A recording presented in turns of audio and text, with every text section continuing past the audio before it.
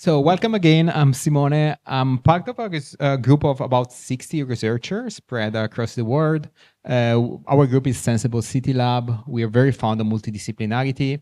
We have researchers coming from all over the world doing things that combine the social sciences with the engineering sciences and the environmental sciences as well. Together, we work to understand how cities work with data and also how we can use data to design better cities. We're based at MIT in Boston, but we work globally, and we actually have 4 labs outside the US. One is here, upstairs, co-hosted with AMS Institute, and then we have a lab in Rio de Janeiro, Dubai, and Seoul. Each lab focuses on a different topic. Upstairs, we focus on biodiversity. Rio de Janeiro is informality. Seoul is the use of AI in public spaces, and Dubai is heat. We do research, again, combining the physical space with digital data. And this often involves building things, building interactive things, building sensors. Just give you a couple of snapshots from past project. This is Underworlds. This is when we developed a robot to do wastewater epidemiology, basically to send some probes down the sewage and mine data for understanding public health, for example, legal and illegal drug usage, as well as pattern of consumption of certain type of ailments and so forth. You might be familiar with this project, Robot, also next door. This is a project we collaborate with several partners, including AMS Institute. A few of the initial iteration phases were done in Boston, where we built those funny quarter-scale boats that then a few years later become the product that you can now see running in Amsterdam. Today, I'm gonna talk with you about a couple of projects. The first project involves tracking things, and the first project tracking things, and the second project is about making things. And I would like you to think about this. You know, when you buy a physical product, laptop, for example, you can trace back each single component from the processing of the raw material to the final product along the supply chain. But when the same product, you throw it away, it's kind of a black hole, you know. And those products, for a laptop, you might keep it for a few years, but product like a bottle of water, plastic bottle of water, a banana peel, a can, they have a short lifespan. It could be a few days or a few weeks. And when you throw it away, we stop knowing what happens to that item. You know, we lose traceability, and with that, we also lose accountability of the process, or whether the process works the way it should work. So I think starting almost 15 years ago now, we started asking ourselves in the lab and almost becoming obsessed with this question: where does trash go? And we have built almost 10 years ago a tracker, like a GPS GSM tracker, that then we embedded in different trash items, ranging from an old computer set, to can of soup, plastic bottle, banana peel. And then we deployed those tags together with citizens in the city of Seattle, and we started tracking those items. So you see, after a week, things are still pretty messy, but you can see a pattern, basically. That some items, they travel only locally, and this is the case of organic waste. Cities are very good at processing those type of waste. Other items, they travel a long distance with many hops from the west to the east coast and back to the west coast. And those are the type of waste that are the most problematic to manage, to solve. So I'm talking about e-waste and light bulbs, batteries, and so on. And it almost look like, because we don't know what to do with these items, we keep them moving around, shuffling them around, hoping that at some point they disappear. So these were the findings that we did using the technology that at the time was kind of cutting edge. But now we have other technology that we can use to track waste. One of these is the use of crowdsourced location networks. I'm talking, for example, some of you has those trackers that you put on your keys or you put in your wallet to avoid getting them lost. Those trackers, they use basically phones nearby to relay their location to the network. So we thought about using the same approach, but instead of tracking lost items, we're tracking waste items. And we built a new tracker called Tiny Tracker that had as a goal to be biodegradable. You know, one of the paradox of our first experiment was that to study waste, we're actually introducing more waste and the type of kind of e-waste that is harder to process. So we thought about trying really to decompose the electronics of the tracker and try to make it as much as possible biodegradable. At the same time, we wanted to make it battery-less because of most battery include toxic materials, lithium, for example, which is toxic and also fire hazard. And we wanted to make it compatible with as many networks as possible nearby. So we actually, in a very kind of things approach, we started from a commercial product that we first hacked it. We removed everything. We reflashed it with a new firmware. We got rid of the lithium battery, adding a supercap. Supercaps are energy storage devices that use electrostatic energy instead of chemical energy. So basically, you can build a supercap with salt and water. And obviously, those are biodegradable. As well as we managed to print the circuit, as you see on the right, on a material that is made of basically of compressed paper. So it's biodegradable as well. We went through a process of trying to see what components those trackers that also are available on the market have inside and trying to replace them with components that are either non-toxic or, in the best case, biodegradable. And we reached about 70% in volume of the biodegradability of our tag. This is the very first test we did no longer than a couple of weeks ago. So we tried to accelerate the degrade process of our tag that was put in an organic enclosure. We're just accelerating what happens in normal condition using over time, but using hot water. And you can see basically that the whole thing decomposes and our researcher Toby is fishing out the only part that is not biodegradable. And then we went out of the lab, we started embedding these tags into plastic bottles, and we're trying to trash them in recycling bins to see if along the way the process was what we expected to be. So those bottles were ended up in a recycling facility and not in landfill. And trying to answer the question, think about what happened to our trash, but also when, where, and hopefully why. So moving now to a second project, which was also featured on one of our workshops. This is about making things. At the lab, we've been making sensing platform for a bunch of years, starting with modular devices that were actually never deployed in the field, were more concept. And in this case, I think the beauty was to make something that was transparent, was still collecting data about the environment, but transparent enough to understand, to make visible mostly for experts that were not camera or microphones involved. Over the year, we partnered with a few cities. We've built more robust devices that can be deployed for a few months to collect data, especially air quality and heat. We've done a few studies. This, for example, is taken in the Bronx, New York City, where we looked at the link between exposure, race, and income. So we're trying to understand who's exposed the most to air pollution, and if there's any correlation on ethnicity and income. This is something we've done in Stockholm, Sweden, with the sensor on electric taxis. Here, with a small thermal camera, we were mapping the impact of green spaces and greenery on urban heat in central Stockholm. And finally, we're moving to a very completely different scenario. This is Beirut, Lebanon. And here is, for the first time, we didn't build the sensor ourselves, but we challenged students from a local university to build our latest design and go out. And the mission was, do not find pollution hotspots, because of those are easy to find, not just in Beirut, but in most cities. Go out and find oases. So find places where the pollution, the air quality index is within WHO standards, and they did.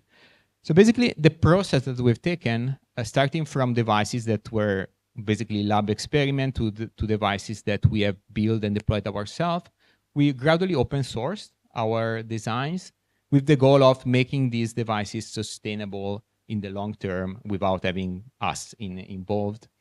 And we started also asking ourselves whether the processes that we're very fond of, making, tinkering, hacking, whether those approaches can be used to fund and to support independent community sensing initiatives by people that are not experts, basically, and to what extent and what would be the role of urban planners, the role of makers, the role of researchers, and the role of communities. And to explore this question, we went to Brazil, to Rio de Janeiro. As I mentioned at the beginning, we have a lab there focusing on informality. And we thought about this to be a good test bed because of the lack of infrastructure that many communities in Rio have. This is kind of a striking image of inequalities in Rio de Janeiro. On the right side, you can see Rocinha, one of the largest favela. There are about 100,000 people who live there in a 1 square kilometer. And on the left, this really is taken from it's not like two images mixed one. It's one of the richest neighborhoods, is Gavea, still in Brazil. There are 15,000 people who live there over 2 square kilometers. So basically, it's 1/5 of the population for twice of the space. And in these places, they're kind of a symbol for inequalities in general, in income inequalities, but also environmental inequalities. These places lack of basic infrastructure. They obviously don't have AC or HVAC systems. And here, together with one of their community organization called Redes de Maré, which stands for Networks of Maré, who have been mapping heat and heat islands in their community using surveys, using some devices. We've partnered together to do deployment of a sensor that I'm going to show you in a second in order to map urban heat.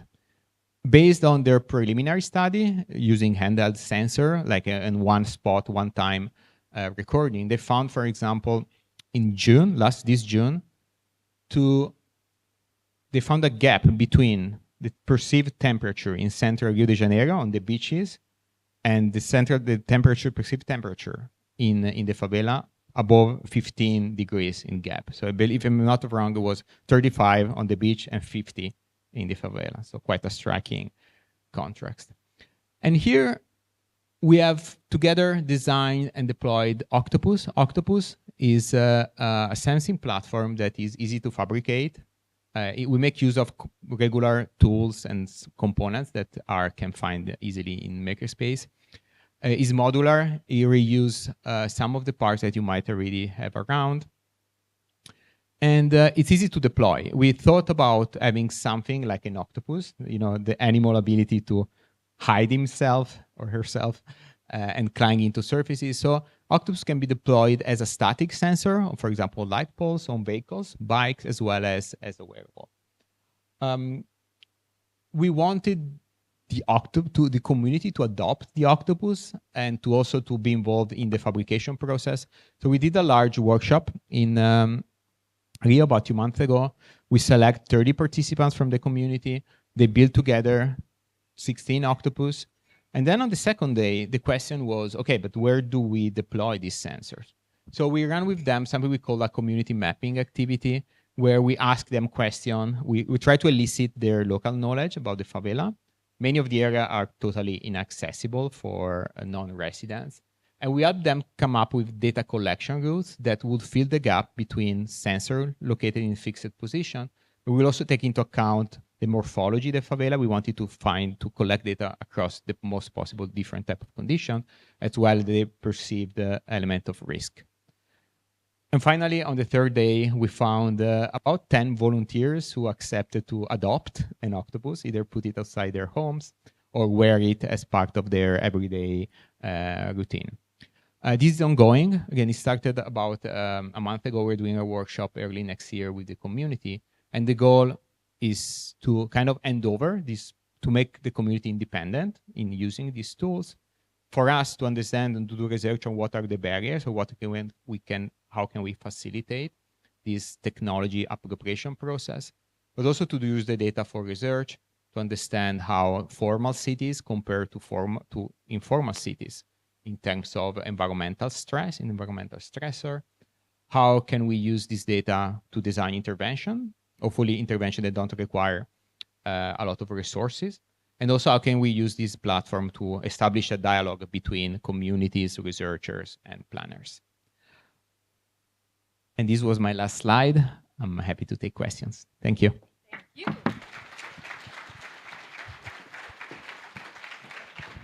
We have a few minutes for questions.